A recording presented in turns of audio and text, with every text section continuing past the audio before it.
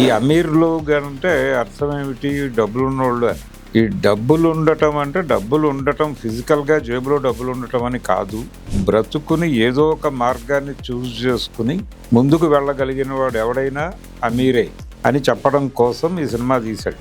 అమీర్లో కానీ ఒక హైదరాబాద్ నేపథ్యంలో సినిమా వచ్చింది. చాలా సైలెంట్గా వచ్చి ఒక మంచి టాక్తో నడుస్తున్నట్టు కనిపిస్తుంది సార్. ఎలా ఉంది సార్ సినిమా? ఇది ప్రధానంగా హైదరాబాదు కల్చర్కి సంబంధించి ప్రస్ఫుటంగా కనిపించేలాగా దాన్ని ఆధారం చేసుకుని నడిపేటువంటి కథలే. అంటే ఈ జనరేషన్లో పిల్లలు తమ జీవితం తమ కాళ్ళ మీద తామే నిలబడటం అనే దిశగా ఆలోచించగలిగితే వీళ్ళే అమీర్ లోగ్ అని చెప్తాడు ఆయన డైరెక్టర్. ఒక స్లమ్లో ఉన్నటువంటి పిల్లల్ని ఎంచుకున్నాడు ఆయన. ఆ జీవితాల్లోనే కథ నడుస్తుంది. సో దక్కన్ లైఫ్ని ప్రాపర్గా చూపించడంలో డైరెక్టర్ రమణారెడ్డి సోమ అయితే సక్సెస్ అయ్యారు. జీవితాన్ని జీవితంగా చూపించటం, ఒక రా పద్ధతిలో వెళ్ళటం, ఎమోషన్స్ని కూడా రాగానే చూపించటం అనే విషయంలో తెలుగు సినిమా చాలా వెనకబడిపోయింది. సో ఈ రా ఎమోషన్స్ని అమీర్లోగ్ సినిమా మనకు టచ్ చేసింది సార్. ఆ రా ఎమోషన్స్ ఉన్నాయి దానిలో. అంటే వ్యక్తుల్ని చీల్చేసి వాళ్ళని సమాజం నుంచి దూరం చేసేటువంటి ప్రయత్నం ఎలా జరుగుతోంది మార్కెట్ ఎకానమీలో అనేది ఫిలసాఫికల్ యాంగిల్లో మాట్లాడడం కానీ ఆ అంశం కూడా నడిచింది సినిమాలో. అసలు తెలంగాణ జీవితమే సినిమాలోకి ప్రాపర్గా రాలేదు. ఈ దక్కన్ సినిమా కొంతవరకు హైదరాబాద్ జీవితాన్ని తెర మీద చూపించే ప్రయత్నం చేస్తోంది. ఇది జరగాలి, తెలంగాణకి విస్తరించాలి. ప్రొడక్షన్ వాల్యూస్ ఎట్లా ఉన్నాయి సార్? వాళ్ళ పద్ధతిలో ఉన్నాయి. ఆ సినిమాకి ఏం కావాలో అది ఇచ్చారు. యాక్టర్స్ ఎలా చేశారు సార్ సినిమాలో? యాక్టర్స్లా లేరు వాళ్ళ జీవితం ఇప్పుడు ఒక సీసీ కెమెరా పెట్టి షూట్ చేసినట్టుగానే నడిచింది సినిమా.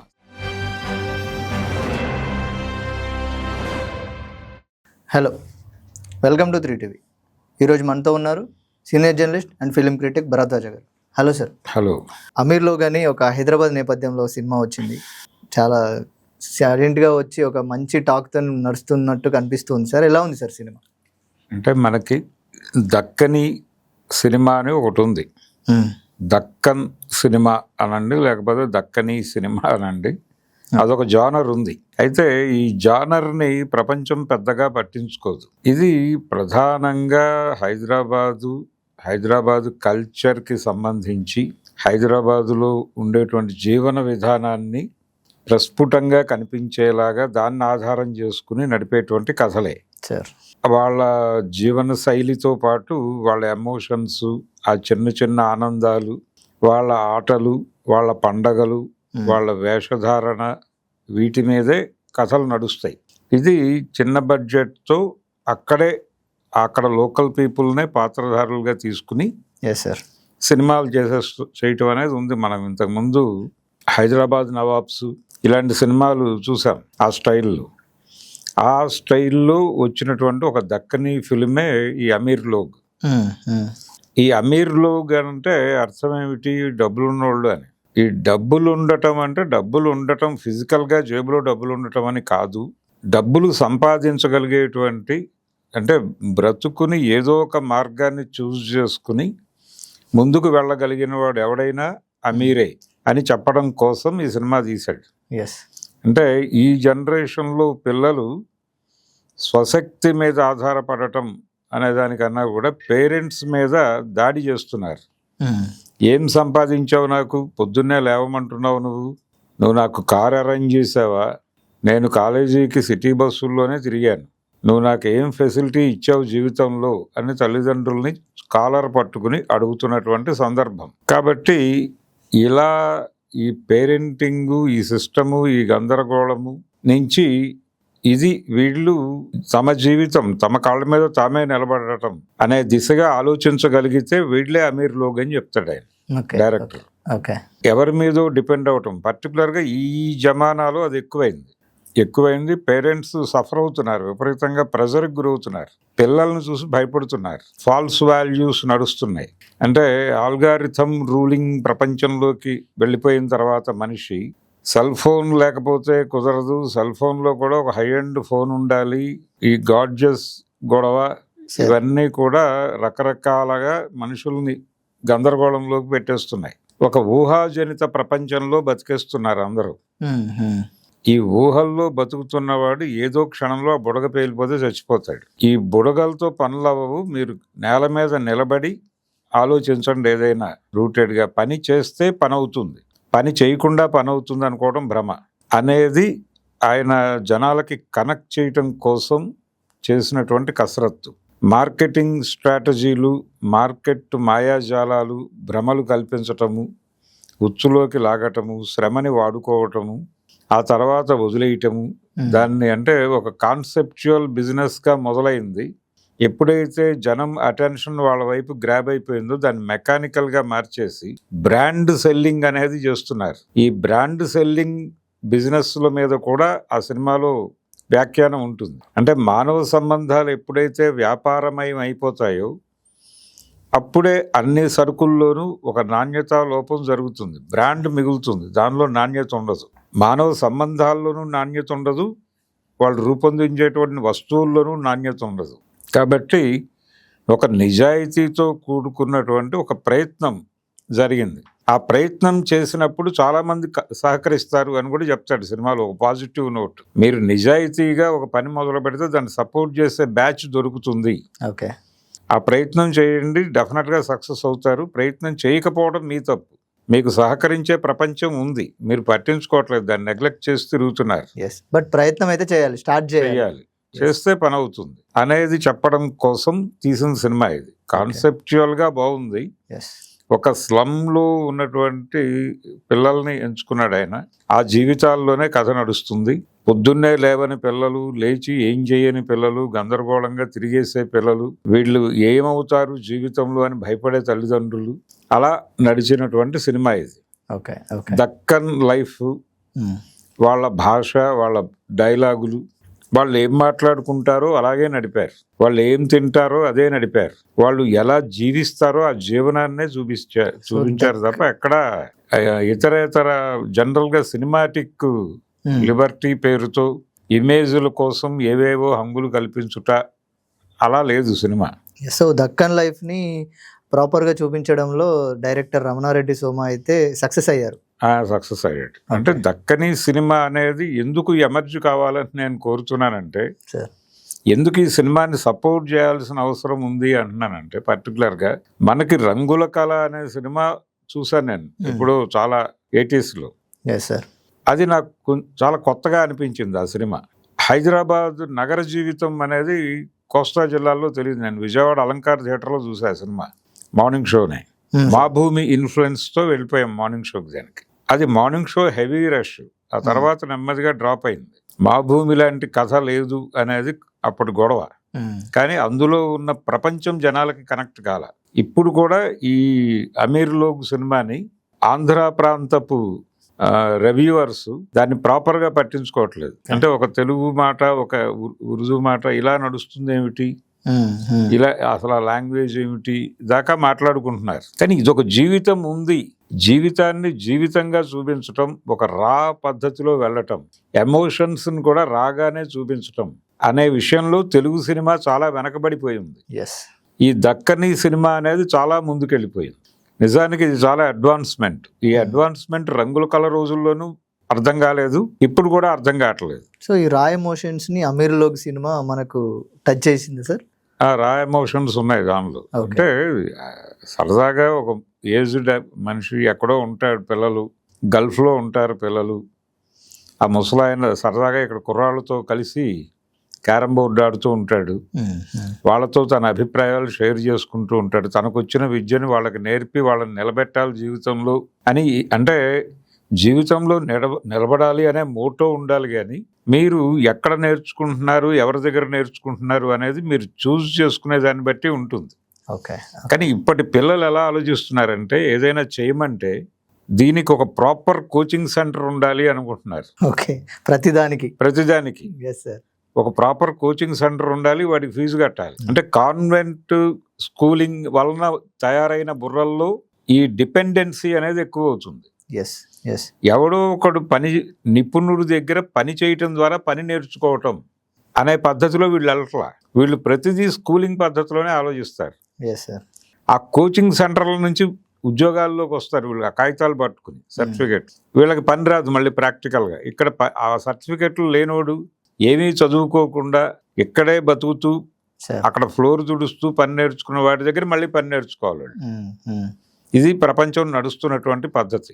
దాన్ని కూడా ఈ సినిమాలో కొంత వ్యాఖ్యానించేటువంటి ప్రయత్నం చేశాడు ఆయన. ఆ చేసే క్రమంలో ఈ వృద్ధుడి పాత్ర క్యాజువల్గా వాళ్ళకి తన దగ్గర ఉన్నటువంటి విద్యని వాళ్ళకి తెలుసు, వాళ్ళకి అర్థమవుతుంది తను ఒక ఏరియాలో చాలా ఎఫిషియంట్ పర్సన్ అని. దాన్ని వాళ్ళు క్లెయిమ్ చేసుకోవటం ద్వారా వాళ్ళకు ఒక ఖ్యాతి దొరుకుతుంది.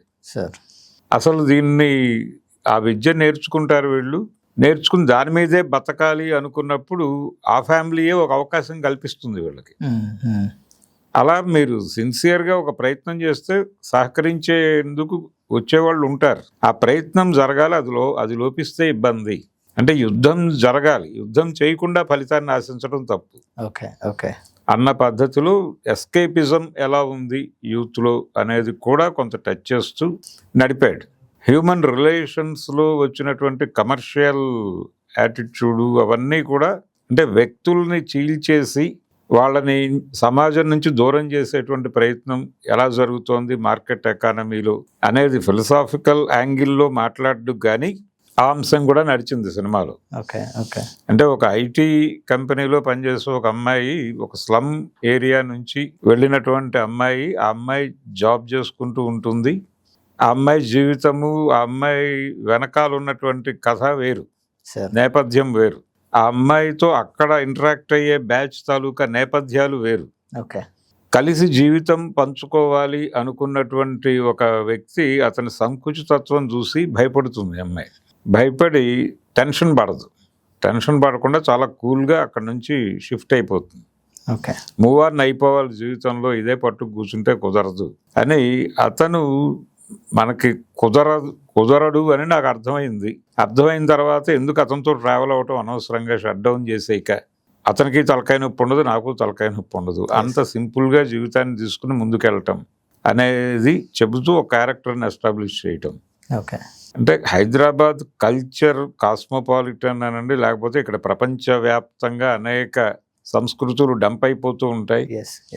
ఈ డంప్ అయిపోతున్నటువంటి కల్చర్లో నుంచి ట్రావెల్ అవుతున్నటువంటి ఈ స్లమ్ జీవితాలు, వీళ్ళు లేకపోతే ఎవరికి ఒక రోజు గడవదు ఇక్కడ.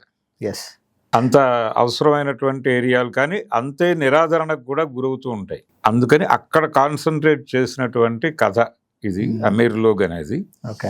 అసలు తెలంగాణ జీవితమే సినిమాలోకి ప్రాపర్గా రాలేదు.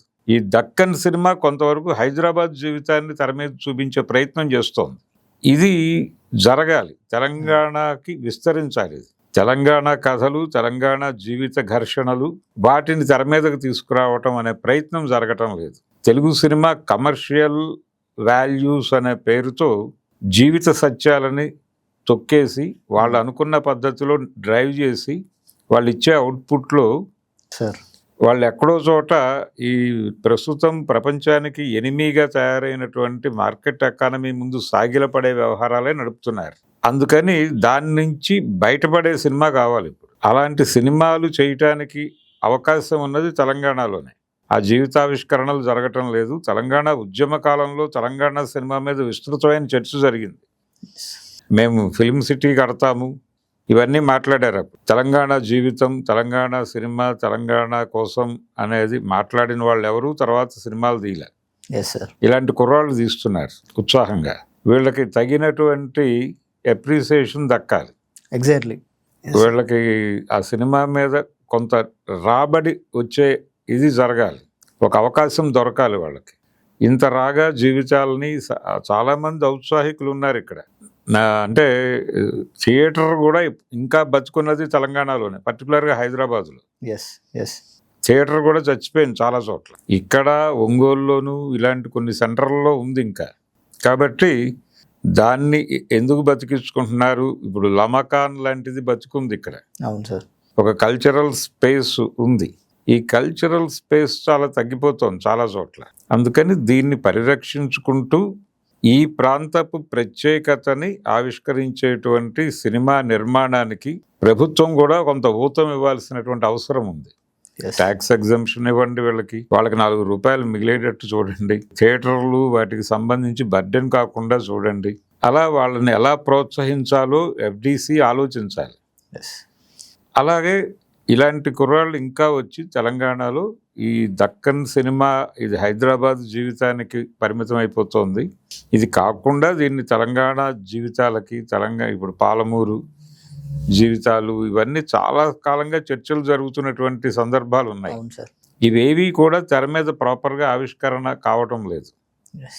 తెలంగాణ ప్రాంతం అనుభవిస్తున్నటువంటి అనేక సమస్యల్ని తెర మీదకు తీసుకురావటానికి ఒక సీరియస్ ప్రయత్నం జరగాల్సిన అవసరం ఉంది. ఈ యూత్ని అటు కనెక్ట్ చేయాలి. ఆ కనెక్ట్ చేస్తూ ఒక ప్రోగ్రామ్ తీసుకుని చేస్తే మంచి సినిమాలు వస్తాయి. Yes. Yes, sir. నాకు ఈ సినిమా చూస్తున్నంతసేపు రంగుల కళ మనసులో మెదిలింది. అది ఆ రోజున చాలా కొత్తగా అనిపించింది. అంటే అసలు ఆ మేకింగ్లోనే దక్కన్ సినిమా వాళ్ళు ఉపయోగించేటువంటి సంగీతము, ఇది ఒక దక్కన్ కల్చర్లో బ్లెండ్ అయినటువంటి ఒక సంగీత స్పృహ ఉంటుంది. ఆ స్పృహ కనిపిస్తుంది ఈ సినిమాల్లో. Yes, sir. రంగుల కళలోనూ కనిపిస్తుంది, ఈ సినిమాల్లోనూ కనిపిస్తుంది. అలాగే వీళ్ళు ఆ సినిమాల కోసం వాడుకునేటువంటి పాటలు, ఆ సెలబ్రేషన్స్, అవన్నీ కూడా చాలా న్యాచురల్గాను రాగాను ఉంటాయి. Yes. రాహుల్ సిప్లిగంజ్ కూడా ఒక పాట పాడారు సార్ ఈ సినిమాకి, అమీర్ లోక్ సినిమాకి. అది బాగా వైరల్ కూడా అయింది పాట. అవును. ప్రొడక్షన్ వాల్యూస్ ఎట్లా ఉన్నాయి సార్? వాళ్ళ పద్ధతిలో ఉన్నాయి. ఆ సినిమాకి ఏం కావాలో అది ఇచ్చారు, అవి ఏర్పాటు చేసుకున్నారు. సార్ షూట్ చాలా రోజులు తీసినట్టున్నారు. అంత టైం అంటే వాళ్ళు డబ్బులు దొరికినప్పుడల్లా షూట్ చేయటం అలాంటిది ఏదో చేశారు. మొత్తానికి శ్రమపడి సినిమాని అయితే జనం ముందుకు తీసుకురాగలిగారు. ఆ వచ్చిన సినిమాని కనీసం తెలంగాణ సమాజం అయినా భుజానికి వేసుకుంటే ఇలాంటి సినిమాలు చేయటానికి మరికొంతమందికి ఒక హోప్ దొరుకుతుంది. అంటే మా భూమి సినిమాని ఎందుకు ఓన్ చేసుకుంది ఆంధ్ర ప్రాంతంలో కూడా అంటే పర్టికులర్గా తెలంగాణ సాయుధ రైతాంగ పోరాట నేపథ్యం ఉండటం వలన వాళ్ళకి కనెక్ట్ అయింది అది. అలా కాకుండా ఇక్కడ జీవితాన్ని రాగా చూపించటం, ఇక్కడ జోక్స్, ఇక్కడ ఆ ఏరియాలో వేసుకునేటువంటి జోక్స్ అవి వీళ్ళకి కొంచెం అతిగా కనిపిస్తాయి. అలా కాకుండా హిందీ సినిమాలు ఎలా చూస్తున్నామో, మన కల్చర్ కాని సినిమాలు అనేకం చూస్తున్నారు అందరూ. ఈ సినిమాలు కూడా చూడాలి. అలాగే కొంచెం దాన్ని జనంలోకి తీసుకెళ్లటం అనేది అవసరం. Yes sir. ఒక వివక్ష కొనసాగుతోంది ఇప్పటికీ. తెలుగు సినిమా మీద ఆంధ్ర ప్రాంతపు అజమాయిషీ నడుస్తోంది అనేది నిజం. ఆ నిజాన్ని బద్దలు కొట్టాల్సిన బాధ్యత వీళ్ళకే ఉంది, ఈ యూత్కే ఉంది. అది దక్కన్ సినిమా అప్పుడప్పుడు మెరుస్తున్నాయి, ఇలాంటివి మెరుస్తున్నాయి, కానీ ఇంకొంచెం రూటెడ్గా రావాల్సిన అవసరం ఉంది. వీళ్ళు సరదాగా తీసేస్తున్నారు సినిమాలు వీళ్ళ దగ్గర ఉన్నటువంటి టెక్నాలజీతో. ఉన్న కెమెరానే పట్టుకెళ్ళిపోయి కొన్ని గెరిల్లా షాట్స్, అక్కడ పర్మిషన్లు ఏవి ఉండవు, వెళ్ళిపోయి తీసేస్తున్నారు. అది బాగుంది, ఆ కల్చర్ రావాలి. సినిమా అనవసరమైనటువంటి ఏదో ప్రపంచం చూపించటం కోసం చిత్ర విచిత్రమైన పాత్రల్ని చూపించి ఏదో థియేటర్కల్ ఎక్స్పీరియన్స్ ఇస్తాము అనే పేరుతో బడ్జెట్లు 1000 కోట్లు వాళ్ళు ఇష్టం వచ్చినట్టు పెంచుకుంటూ వెళ్ళిపోయి ఆ బడ్జెట్ జనం మీద వేసి టికెట్ల రేట్లు పెంచి ప్రీమియర్ పేరుతో దోచేసి, ఈ టార్చర్ కంటే ఇలాంటి సినిమాలను ఎంకరేజ్ చేయాల్సినటువంటి అవసరం ఉంది. అంటే ఒకప్పుడు బొమ్మరిల్లు సినిమా నాకు గుర్తున్నంత వరకు విజయబాపినేడు గారి బొమ్మరిల్లు, అప్పుడు మురళీమోహన్ శ్రీధర్ వీళ్ళతో చేశాడు. ఆ సినిమా విపరీతంగా ఆడేసింది. ఆ టైంలో ఆయన ఒక మాట అన్నాడు, రామారావు గారికి ఇచ్చే రెమ్యూనరేషన్తో ఇలాంటి సినిమాలు 3 చేయొచ్చు అని. అంటే అప్పుడు ఆయన 5 లక్షలు 6 లక్షలు తీసుకుంటున్నాడు. ఆ అమౌంట్ అంటే ₹1,00,000 సినిమాలు తీసిన చరిత్ర కూడా ఉంది ఇక్కడ. చలిచీమలు అనే సినిమా ఉంది, అది తలో 10,000 వేసుకుని తీసిన సినిమా. అది థియేటర్లో అద్భుతమైనటువంటి రెస్పాన్స్ సాధించింది. ఆ రోజుల్లో ఎవరు పెద్ద ఆర్టిస్టులు లేరు, సత్యేంద్ర కుమార్ వీళ్ళే చేశారు ఆ సినిమాలో, నూతన్ ప్రసాద్ వీళ్ళందరూ అప్పుడు అప్కమింగ్ బ్యాచ్. ఇదంతా వాళ్ళందరికీ అద్భుతమైన ఎలివేషన్ దొరికింది ఆ సినిమా నుంచి. అందుకని ఎప్పుడూ ఇలాంటి సినిమాల్లోనే కళ బతుకుతుంది. అందుకని కళని బతికించుకోవటం అంటే చిత్ర విచిత్రమైన నేల విడిచి సాము చేసే కథల నుంచి ప్రపంచాన్ని రక్షించి నేల మీద నిలబడేటువంటి సినిమా నిర్మాణం కోసమైనా సరే ఈ దక్కన్ సినిమా మూమెంట్ని కాపాడుకోవాల్సిన అవసరం అయితే ఉంది. యాక్టర్స్ ఎలా చేశారు సార్ సినిమాలో? యాక్టర్స్ లా లేరు వాళ్ళు. వాళ్ళ జీవితం ఒక హిడెన్, ఎక్కడో ఒక సీసీ కెమెరా పెట్టి షూట్ చేసినట్టుగానే నడిచింది సినిమా అలాగే ఉండాలి, నైస్ నైస్ సార్. సార్ అలాగే ఉండాలి, అదే చేశారు వీళ్ళు కూడా. ఎస్. అందరూ బాగా చేశారు. అంటే ఒక సమిష్టి తత్వం ఎలా ఉంటుంది, వాళ్ళకి ఒక సమస్య వచ్చినప్పుడు, బయట నుంచి ఒక సమస్య వచ్చినప్పుడు లోపల శత్రువులుగా ఉన్నవాళ్ళు, లోకల్గా శత్రువులుగా ఉన్నవాళ్ళు కూడా ఎస్ సార్. కామన్ ఏరియాకి వచ్చినప్పుడు ఎలా కలుస్తారు, ఒక ఐక్య సంఘటనలోకి ఎలా వెళ్ళాలి, వాళ్ళని ఎలా కలుపుకుని వెళ్ళాల్సిన బాధ్యత ఏమిటి అనేది ఆ ఏజ్డ్ క్యారెక్టర్ నుంచి చెప్పించటం, ఇవన్నీ జీవితం నుంచి పుట్టినటువంటి అభిప్రాయాలు. అందుకని బాగుంది. Thank you sir. సో ఇది అమీర్లోక్ సినిమా యొక్క రివ్యూ. యాక్చువల్గా పాత బస్తీ కానీ, ఓల్డ్ సిటీ మానవ సంబంధాలు, దక్కన్ సినిమా యొక్క ఇంపార్టెన్స్ ఏంటి, తెలంగాణ యొక్క సంస్కృతి కావచ్చు, ఆచారాలు కావచ్చు, తెలంగాణ యొక్క ప్రతిబింబం సినిమాలో కనిపించాలని సార్ చెప్తూ ఉన్నారు sir. Thank you sir. Thank you so much. Thank you అండి.